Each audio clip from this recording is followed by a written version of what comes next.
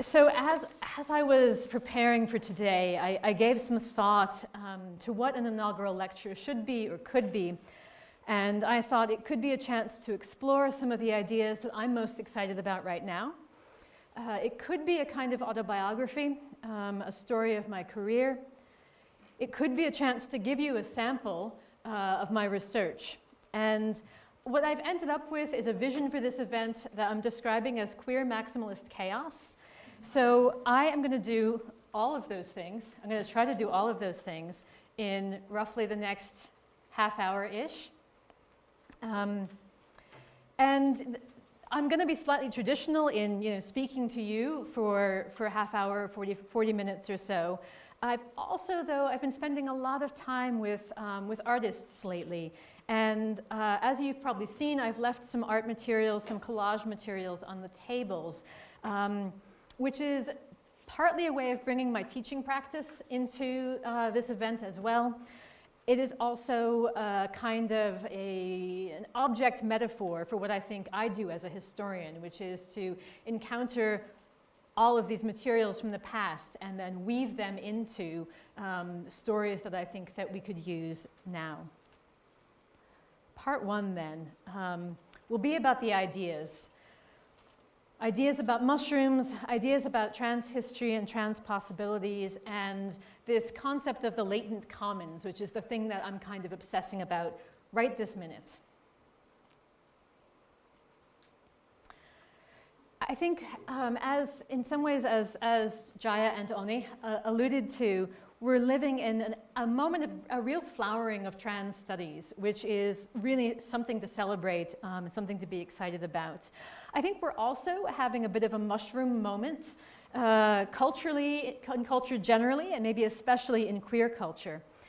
And so what I'm interested in trying to do in my work right now and in this talk is to not so much to use one as a metaphor for the other, but rather to think about how those two things resonate with each other and then how together they might enable some new ways of thinking about communal history, histories of communities, and specifically about the history of communities in 20th century Britain and Ireland, which is what I study and which I think is a time period that's really defined by its battles between individualism and the collective.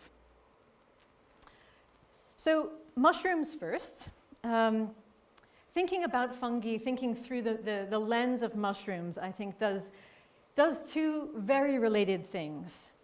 The first thing is that it challenges a whole bunch of binaries and category distinctions. Sex and gender is one, the huge diversity of ways that fungi interact, that they reproduce sexually, really sort of explodes the idea of the naturalness of a two-sex model or of a gender binary. And there's really an unlimited number of headlines and memes that I could have chosen that riff on this. I've gone for this fungus has over 23,000 sexes and no qualms about it. I'm not sure what it means to determine a qualm on the part of a fungus, but there you go. Fungi also challenge systems of categorization, the categorization of life, the way that we think about how species are differentiated from each other. Fungi are famously neither really plants or animals. They live in complex, evolving networks that challenge the whole model of discrete species. So whereas for plants and animals we have these kind of Linnaean systems of categorization, it's totally impossible to do that for fungi. Fungi also challenge any neat distinctions between self and other. So an interesting fact about mushrooms is that it's impossible, or sometimes just difficult, to distinguish between an individual fungus and the community or network, a community or a network of fungi. It's also true that fungi are everywhere, and grappling with that realization, I think, helps to unsettle our ideas about the individualness of all other plants and animals too, including ourselves. Donna Haraway, the great theorist Donna Haraway, writes about this really well. So this is in a passage where she's pointing out that 90% of the cells in her body are filled not with human DNA, but, and this is quoting Haraway, with the genomes of bacteria, fungi, protists, and such. And she says, therefore, to be one is always to become with many. So the first thing then that I think fungi are doing for us is to destabilize some really profound categories.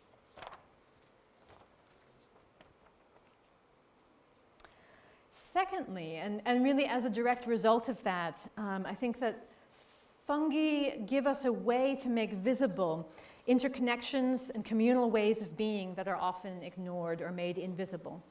So mycologists are always keen to point out that mushrooms, what we call a mushroom, is actually just the temporary fruit of the much larger webs and networks of fungi. So it's fungal cell networks known as mycelium or mycelial networks that exist over very surprisingly large distances over incredibly long periods of time. So we focus on mushrooms, in other words, but mycelial networks are sort of where it's at as far as mycologists are concerned. This is probably most famously known in the context of what's called the Wood Wide Web. Not my pun, but a really good one. The Wood Wide Web, networks of mycelium that are believed to facilitate communication between trees. Those kind of themes are also visible in one of my current favorite artists, Kai Edwards. You also have some of Kai's work out on the table. Kai Edwards, who uses mycelial networks in order to reimagine queer possibilities of kinship. And hold that thought for a little bit. We'll come back to that idea. So making those communal forms visible enables then a critique of the forces that made them invisible in the first place.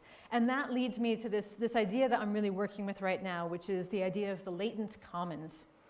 And this comes from the work of an anthropologist, Anna Singh, and it comes out of her book on the matsutake mushroom, the kind of global commodity trade in matsutake mushrooms. And Singh points out that mushrooms, matsutake mushrooms, as individualized commodities that can be sold are literally cut off from their communal contexts, which capitalism then renders invisible. And I'll just quote from Singh briefly. She says, "The privately owned mushroom is an offshoot from a communally living underground body, a body forged through the possibilities of latent commons, human and not human. That it is possible to cordon off the mushroom as an asset without taking account of its underground commons is both the ordinary way with privatization and a quite extraordinary outrage when you stop to think about it."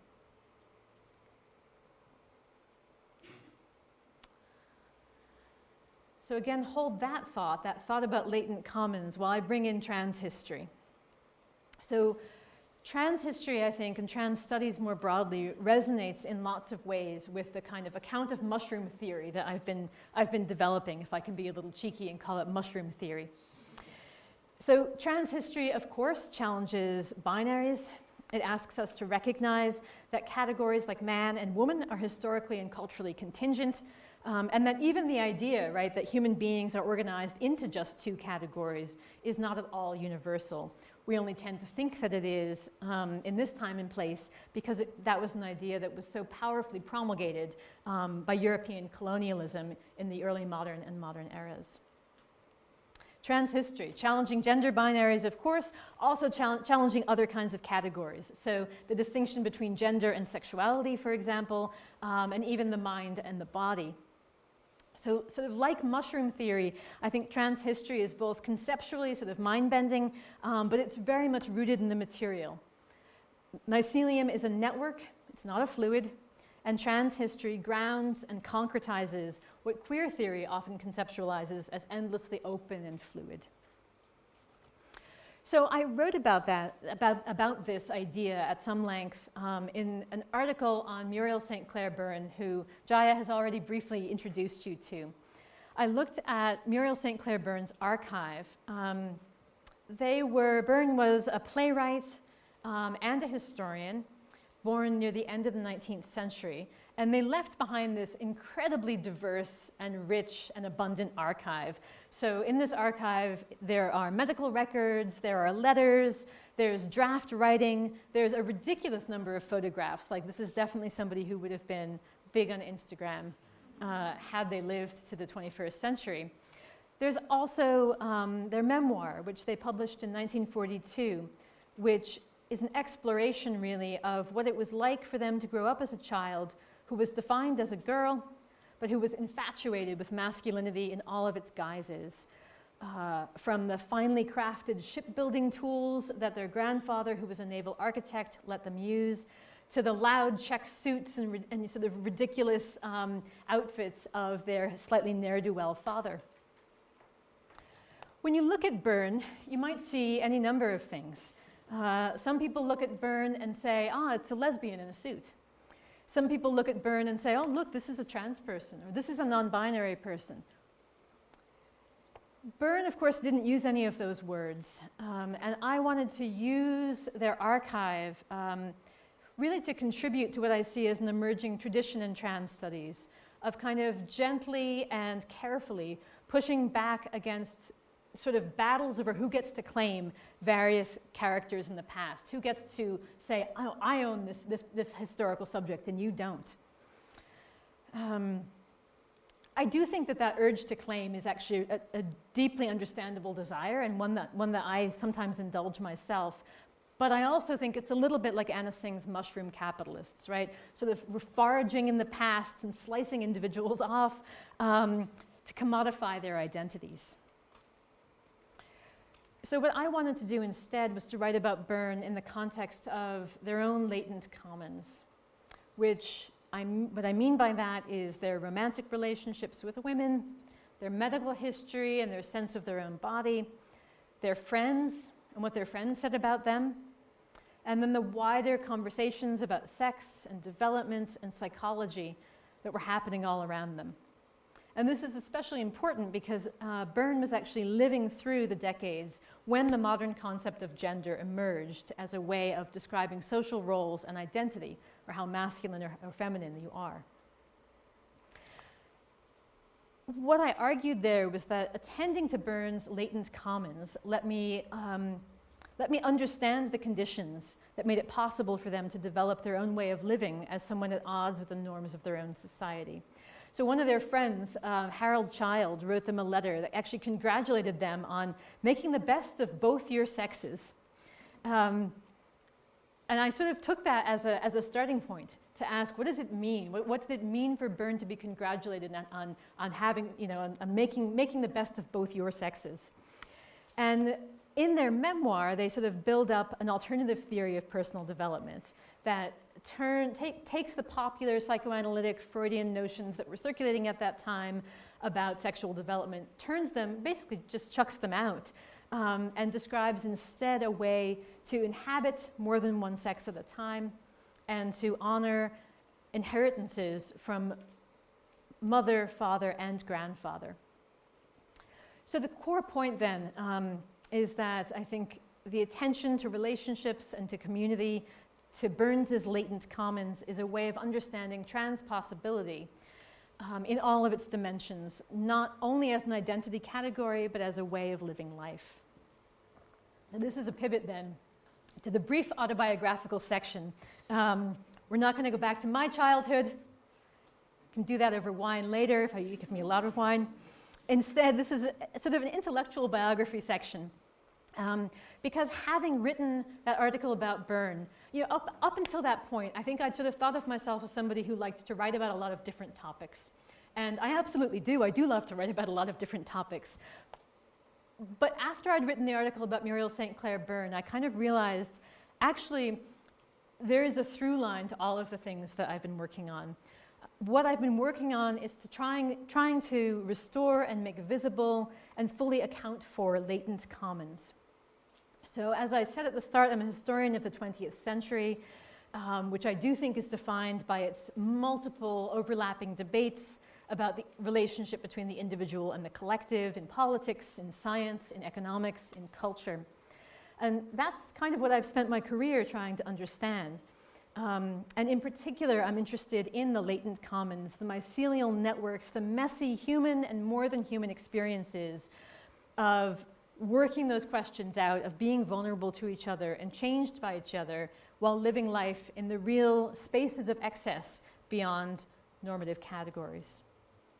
I should have just let Oni do this section, but here it is. So my first project was a study of what happened when Ireland left the United Kingdom in the revolution that lasted from 1916 to 1923.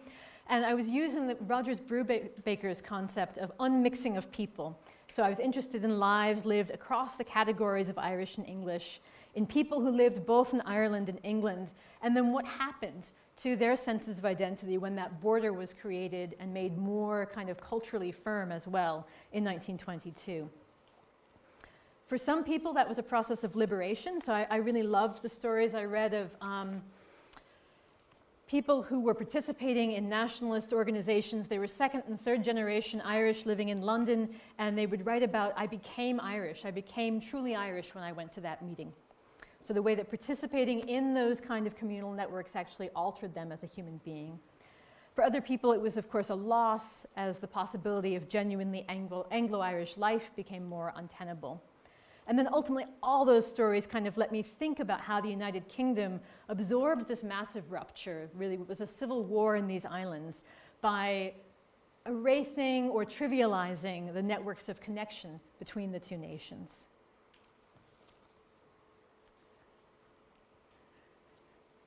Then I looked at a much more intimate setting. So this circle of friends, including Muriel St. Clair Byrne, including the detective novelist Dorothy L. Sayers, who met at university. They were part of the first generation well, they were at Oxford just before women were eligible for degrees in 1920, and then they stayed friends over the course of their lives. And in that case, I was really interested in kind of how they created the conditions of possibility for each other. How in this kind of fraught moment of changing gender politics, they made each other's working lives possible. And I'm just now in the final stages, which is saying it that way is partly a promise to myself. I'm in the final stages of a project about dairy cooperatives in Ireland, which were founded by sort of dreamers at the start of the 20th century and have really against the odds survived in altered forms to become quite huge companies now, but they're still cooperatives. And there I'm thinking through things like what's the tension between people who think cooperatives can improve people and change them and people who think that you can never really cooperate because people are just essentially greedy, and so cooperation is always doomed to fail. Anyway, I'm thinking about them as kind of the latent commons of the global food industry, spaces in which Irish people are making sense of themselves and their changing communities, all the while supplying the world with quite delicious butter. So that is the whistle-stop tour of how I realized that my work actually is all related to itself. Super happy to talk about any of those projects more a bit later on. But in the final kind of third of the talk, what I want to do instead is to get into some details. So I want to tell you a story. I want to tell you the story of these photographs that you've had in front of you for the last while. As a way of kind of demonstrating, I guess, the transmycelial method that I've been elaborating. So this is a story about 20th century Ireland. It's a story about dogs and marriage and queer kinship. Specifically, it's a story about Dorothy Stokes, who is in this photograph here with her dog Barney. Dorothy Stokes was a musician. She was a piano teacher. She was an amateur photographer. In certain respects, in the context of Ireland, Dorothy Stokes was unusual in that she was a Protestant. She came from a well-off family with imperial connections, and she worked in the arts all her life. In other respects, she wasn't so unusual. She never married, which was not at all uncommon in modern Ireland, which famously has some of the lowest marriage rates of modern European countries. Perhaps paradoxically, independent Ireland was also a place that defined family through marriage. So I'm talking about Southern Ireland here, independent Ireland, which codified the family form in the 1937 Constitution and legally enshrined marriage as the anchoring feature of a family. So to be a family legally in Irish law you had to have a central married couple, and Irish law and culture then privileged that core relationship and the children that came from it, a sort of a vertical model of inheritance. So same-sex couples were excluded from that version of family until 2015, when Ireland became the first country to legalize same-sex marriage via referendum. Single parents and other family forms are actually still excluded from the Irish definition of the family. There was actually a referendum earlier this year that would have changed that aspect of the Constitution, and that did not pass. Back to Stokes. So like most unmarried people in 20th century Ireland, she existed in what I would call the lateral spaces of kinship. She was a sister, she was an aunt, she was a cousin. But that was not the whole story. So Stokes had dogs and Stokes had lovers. And these, I think, are the latent commons of Dorothy Stokes's life, which reveal her to have been someone who made some transgressive claims and choices about kinship in ways that challenged and subverted the norms that she lived among.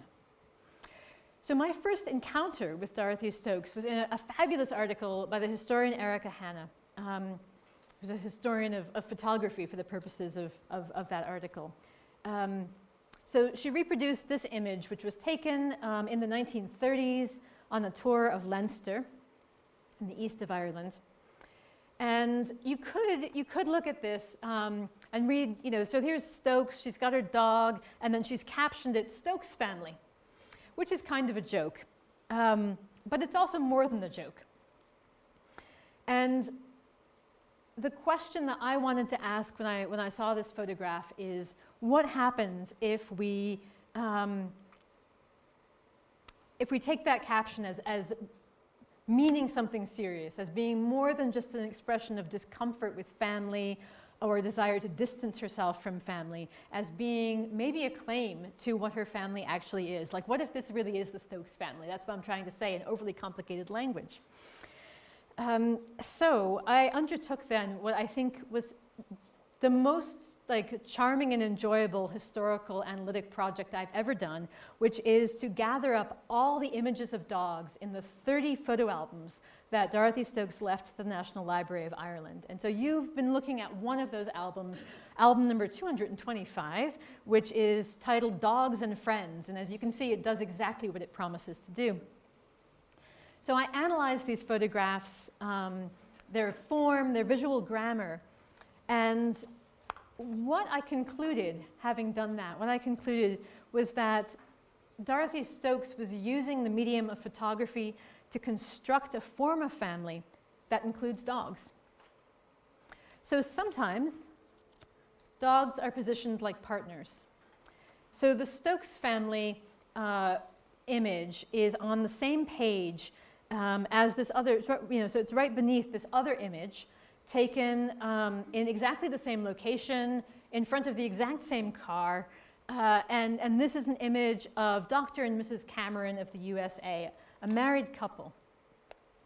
So I think when you put this image kind of in its immediate context, you can see that Stokes is actually positioning herself and Barney as a couple, as a family in the same way that Dr. and Mrs. Cameron are. In many more cases, probably in some of the images that you've been looking at, dogs are posed like children. So there's lots of examples of people holding dogs in their laps, standing with their dogs on the front steps of their homes. There's examples where they're posed with a dog and then they're posed in the same position with their kid. And it's usually the case when there's that juxtaposition that the photograph with the dog looks very natural and everybody looks really happy, and the ones with the kids look a little bit awkward, which I think is all about the photographer, right? I think this is not a commentary from the subject's perspective. In this series of photographs, I think we can see this point even more clearly. So this is a series that were taken in 1952 on a trip to County Donegal. And Stokes writes here a series of captions that I think kind of play with the ambivalent status of a dog in the family. Right, so 3 of the 7 pictures feature living subjects. There's the portrait of this really handsome dog, Lassie. there's a photograph of Lassie in the company of a man and a baby. And I don't know if you can see the baby's in a pram with some dolls.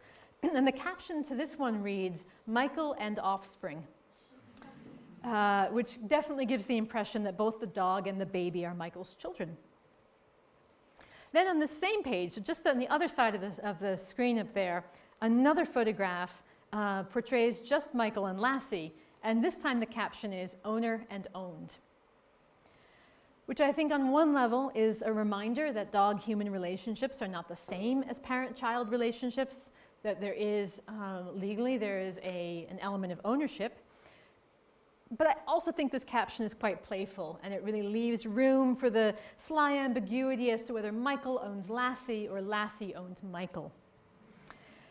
And taken together, I think these photographs really, they underscore Stokes's priorities as a photographer, right? Three pictures of the dog, the kid's only in one, and so the dogs then are being, dog portraits are being staged like family portraits, and Stokes is making this kind of extended argument that dogs are integral parts of the family.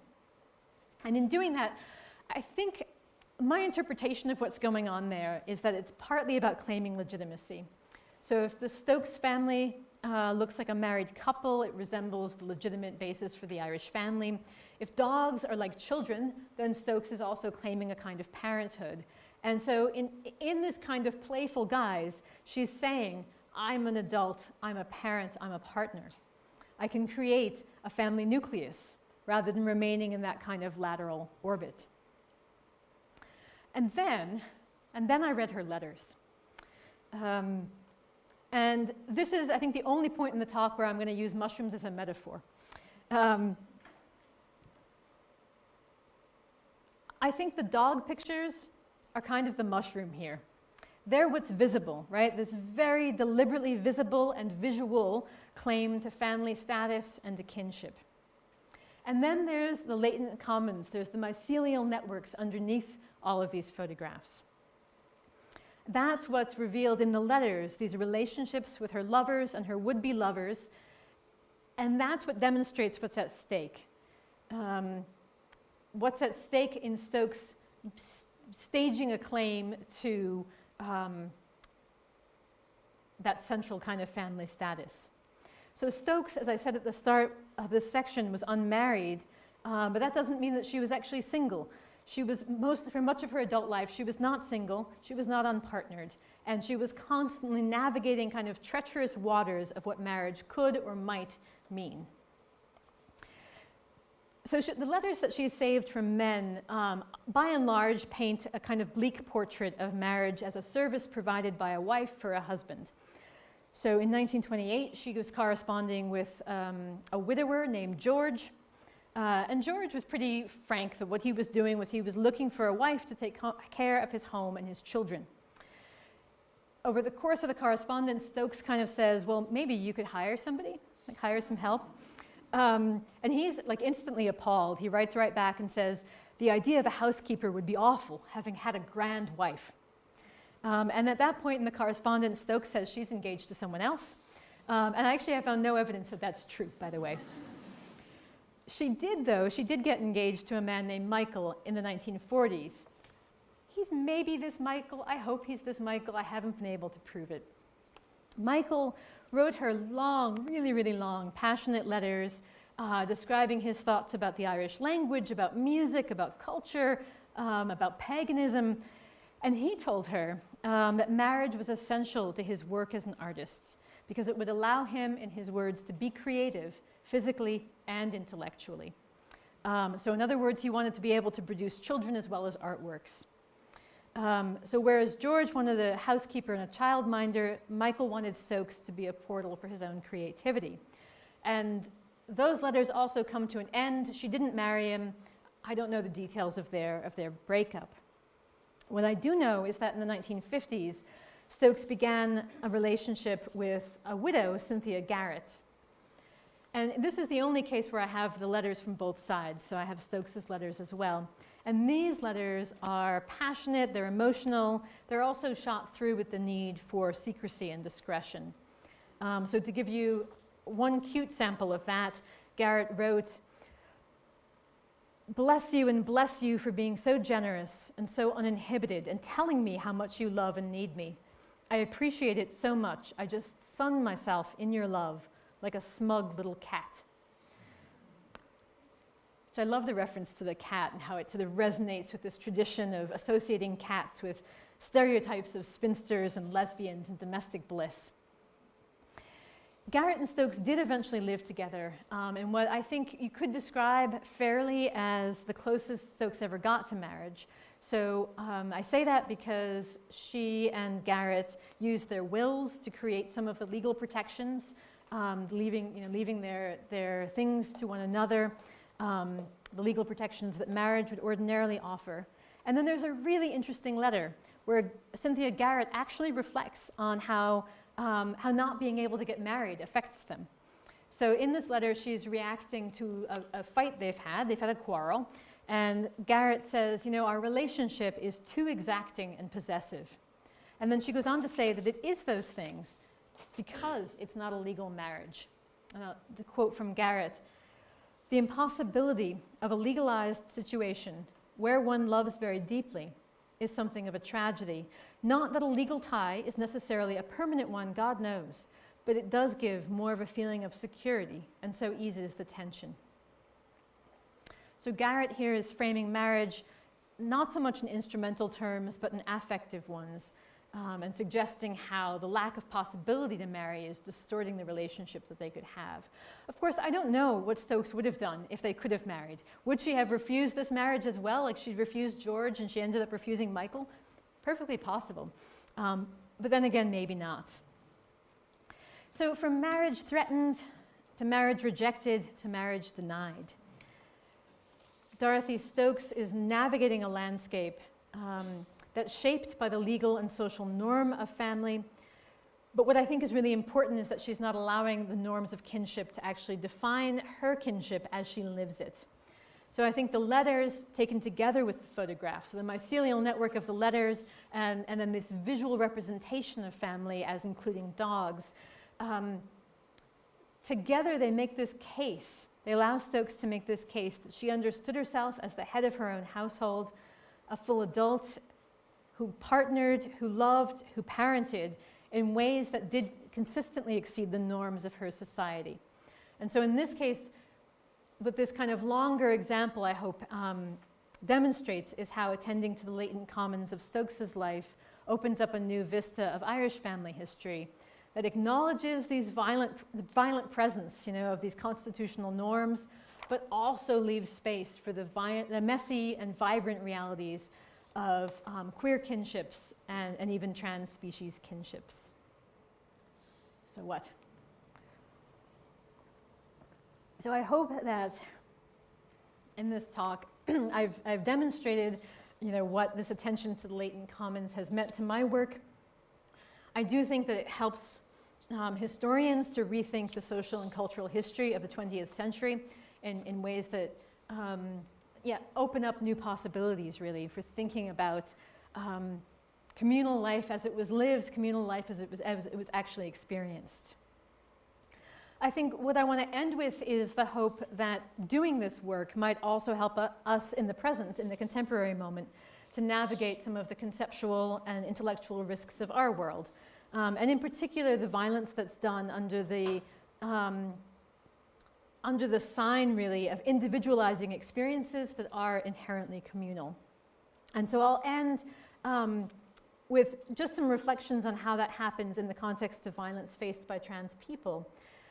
I'm currently doing some thinking. If I can finish this dairy cooperatives book, this is what's next. I'm currently doing some thinking about how that violence is enacted by pathologizing forms of trans identity and trans community.